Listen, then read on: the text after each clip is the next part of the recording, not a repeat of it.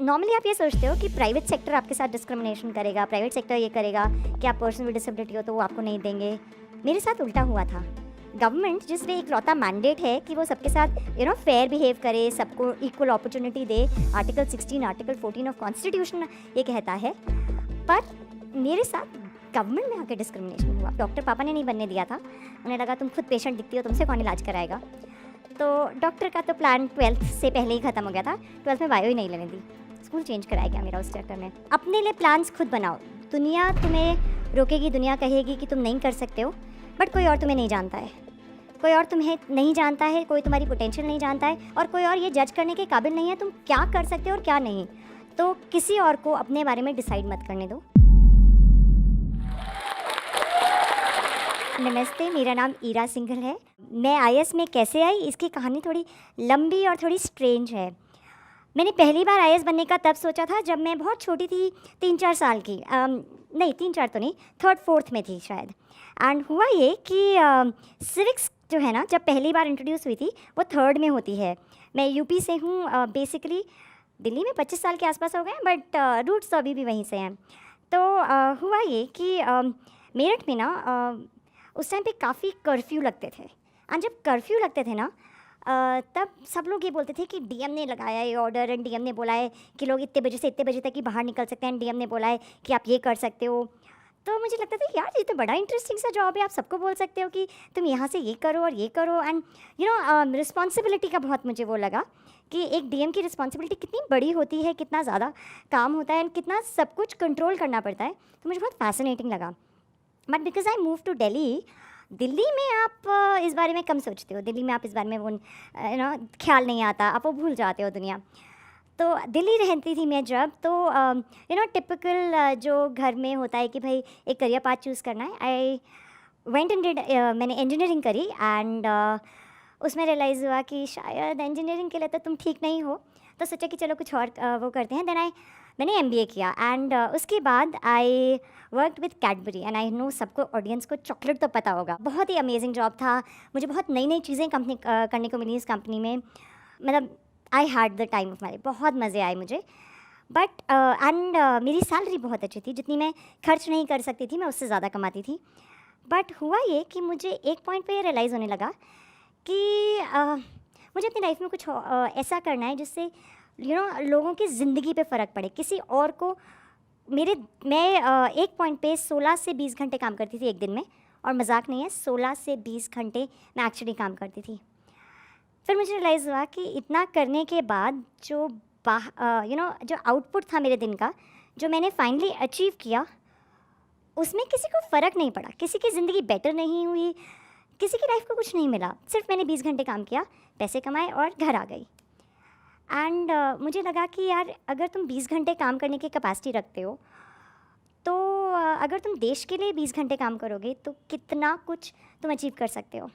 And मुझे एक emotional satisfaction जो होता है ना कि आपको जॉब से कुछ ऐसा मतलब मुझे वो ज़रूरी था, मेरे लिए वो बहुत ज़रूरी था कि मुझे एक इमोशनल सेटिस्फैक्शन मिले अपने जॉब से।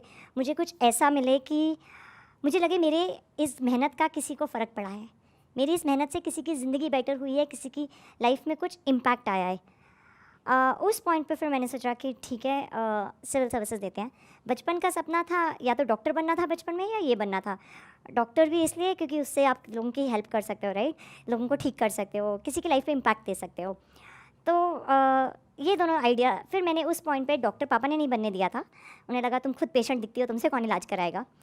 तो डॉक्टर का तो प्लान 12th से पहले ही ख़त्म हो गया था, 12th में बायो ही नहीं लेने दी, स्कूल चेंज कराया गया मेरा उस चक्कर में। फिर ये हुआ कि तब मैंने सोचा कि चलो सिविल सर्विसेज दे देते हैं। एंड ये एक अच्छा डिसीजन भी था, क्योंकि 10 लाख लोग देते हैं, 1000 लोग बनते हैं। तो आप ऐसे ऑप्शन के लिए विदाउट अ बैकअप प्लान नहीं कर सकते। तो मेरा बैकअप प्लान बन गया था, मैंने 2 साल काम कर लिया था, एंड कंपनी मेरे काम से खुश थी। उन्होंने मुझे कहा कि तुम्हें जो चाहिए हम तुम्हें देने को तैयार हैं। बट तो मुझे एक बेस मिल गया था, एक बेसिक ये था कि यार गिरूंगी, अगर नहीं सिलेक्ट हुई तो भी यहाँ तक तो हूँगी। एंड उसलिए फिर मैंने क्विट करके डिसाइड किया कि मैं सिविल्स दूँगी। बहुत अजीब जो चीज़ हुई मेरे साथ, मेरा पहले अटैम्प्ट में IRS में सिलेक्शन हुआ एंड यहाँ पे कहानी शुरू होती है।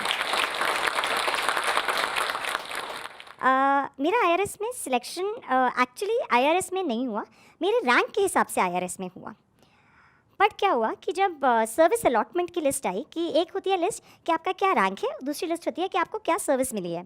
तो जब सर्विस अलॉटमेंट की लिस्ट आई उसमें मेरा नाम नहीं था।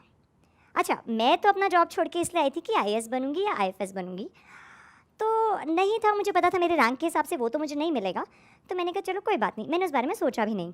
बट हुआ क्या, मुझे थोड़े दिनों बाद लोगों के फ़ोन आने लगे जो और PWD कैटेगरी के PH कैंडिडेट्स थे उनके, कि उन्हें भी सर्विस नहीं मिली है। तो एंड मेरे माँ बाप को भी लगा कि बेटा तुम्हें अगर नाम आया है लिस्ट में तो एक बार चेक तो करो हुआ क्या, तुम्हें सर्विस क्यों नहीं अलॉट हुई।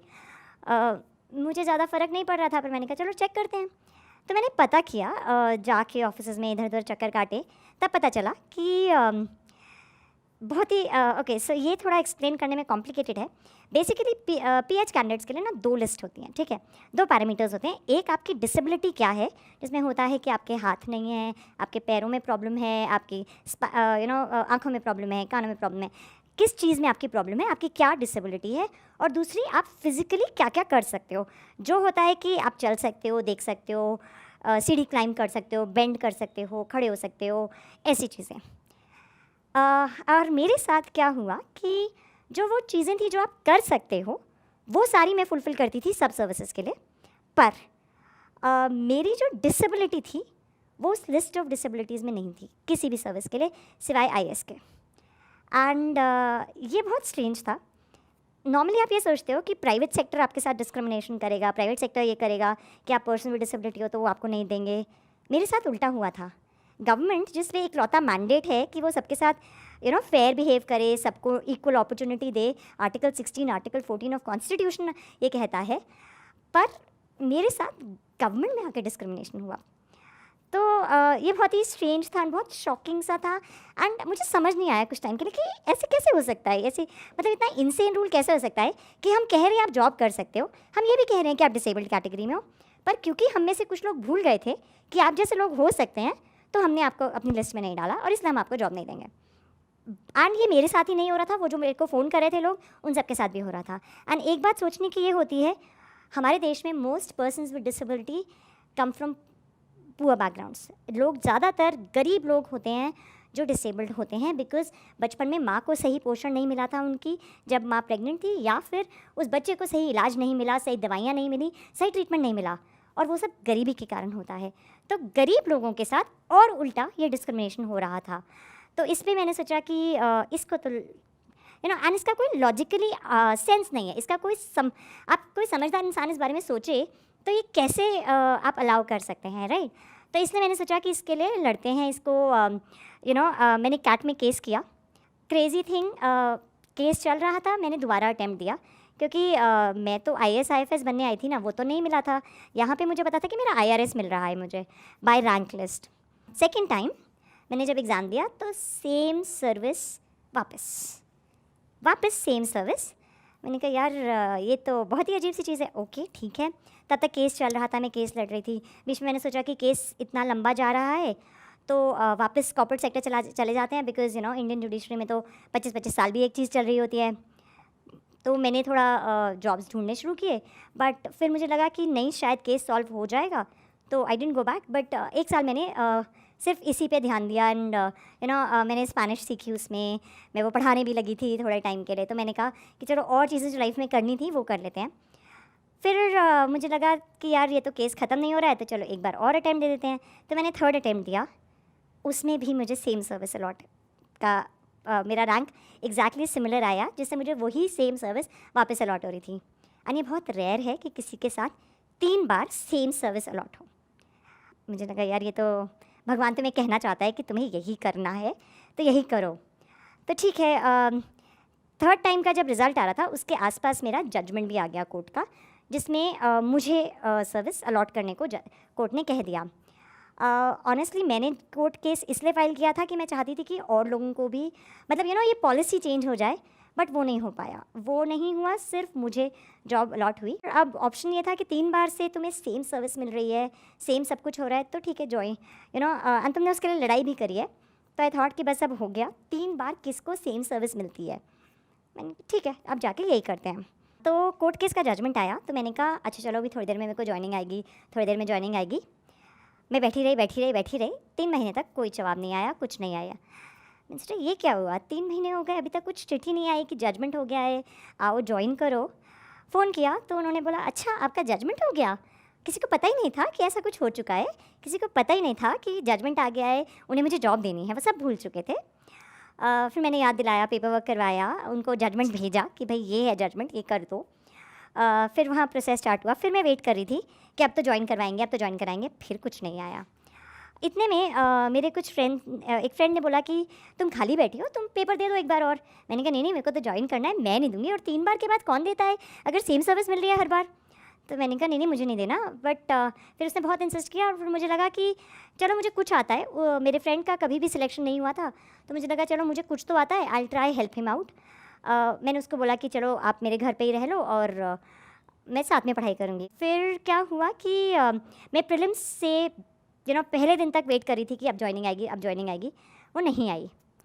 उसके बाद मैंने जाके प्रीलिम्स दिया, बहुत रिलक्टेंटली, मतलब बिल्कुल मन नहीं था मेरा, बट ज़बरदस्ती उठ के जाके दे दिया, बिकॉज कुछ और तो कर नहीं रहे हो लाइफ में। फिर मेंस के टाइम से मैं वेट करी थी कि अब तो ज्वाइनिंग आएगी, अब तो ज्वाइनिंग आएगी, अब तो ज्वाइनिंग आएगी, तब भी नहीं आई। एंड ये हुआ कि मेंस से 2 या 3 हफ्ते पहले मुझे एक चिट्ठी आई सेइंग कि मेंस के अगले दिन जाके ज्वाइन करो। अब ऑप्शन नहीं था, तो 1 महीने से मैं कुछ कर भी रही थी, तो मैंने जाके मेंस दिया। एंड उसके बाद मैंने जिस दिन मेंस ख़त्म हुए उसी दिन उठा के सारी किताबें फेंक दी, सब मटेरियल डिलीट कर दिया कंप्यूटर से, सब। मैंने कहा अब मेरा हो गया। एनीवेज, तो मेरी मेंस से के बाद मैंने जाके ज्वाइन कर लिया, और मैं भूल गई कि मैंने एग्ज़ाम दिया है, कुछ किया है। मैंने वहाँ बहुत सिंसियरली ट्रेनिंग करी, एंड इस बार जब रिज़ल्ट आया I got into IAS, and that's how I am here.